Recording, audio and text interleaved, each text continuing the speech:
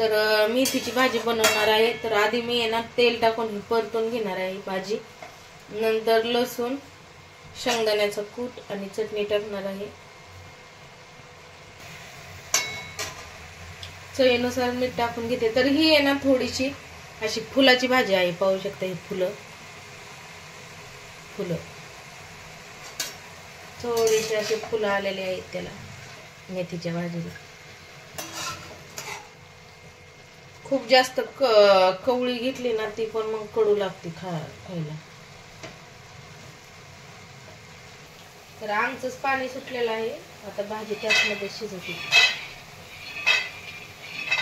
शेंगदाणे भाजून घेतले आणि स्वच्छ धुवून भिजत ठेवलेली डाळ आता ही टाकणार आहे त्यामध्ये।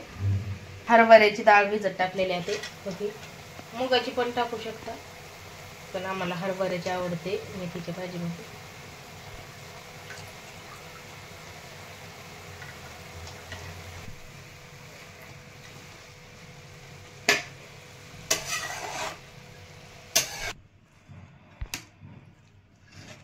तर हरभऱ्याची डाळ आणि ही भाजी तेलामध्ये मीठ टाकून, म्हणजे तेल मीठ टाकून परतून घेतलेली आहे। तेल टाकून घेते, मिरच्या ह्या कट करून घेणार आहे, बारीक नाही करणार।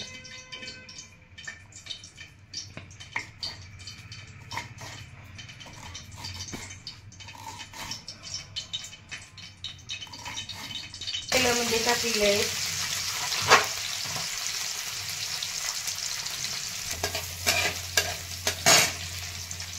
थोडस मीठ टाकायचं मिरच्याने,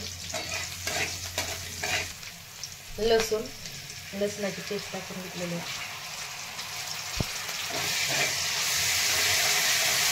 आता जर लसूण असेल तर असं कुटून टाकायचं, थोडंसं छान लागतो। लसूण आणि मिरची छान परतून घेतलेली आहे, त्यामध्ये परत भाजी टाकलेली आहे, परतून घ्यायची आणि शेंगदाण्याचा कूट टाकून घ्यायचा।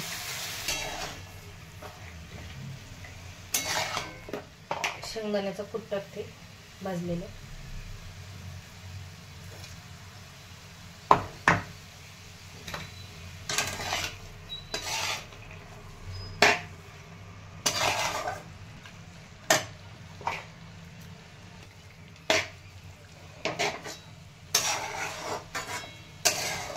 तर 1-2 ते 3 मिनिट आणखीन परतून घ्यायची भाजी आणि मग खाण्यासाठी तयार आहे।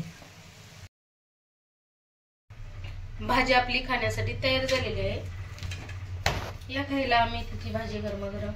तर ह्या वेळेस जर अशी वेगळ्या पद्धतीने केलेली आहे, दरवेळेस काय करत असते, लसूण हिरवी मिरची बारीक करते, तेलामध्ये टाकते, ती परतली का भाजी डाळ टाकायची आणि शेंगदाण्याचा कूट आणि छान परतून घ्यायची चवीनुसार मीठ टाकून।